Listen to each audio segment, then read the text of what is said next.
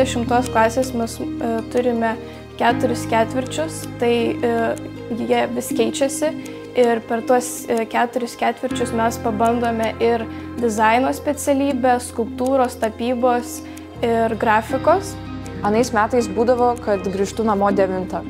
Šįmet penktadieniais grįžtu 1 namo. Tai čia tas neaiškus dėsningumas, daro savo, bet valio, turiu laisvadienį, turiu daugiau laiko. Tai čia yra džiaugsmas ir yra labai didelis liūdesys, pavyzdžiui, šeštadieninės pamokos.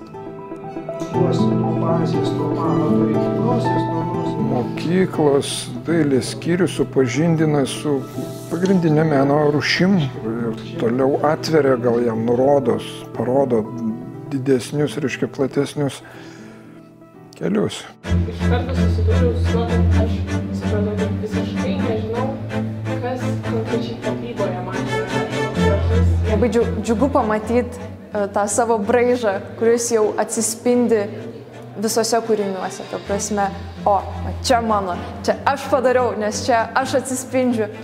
Ir didžiulis džiaugsmas. Kurt yra didžiulis džiaugsmas. Nes mokinys turi suprasti, kad jis teisus yra.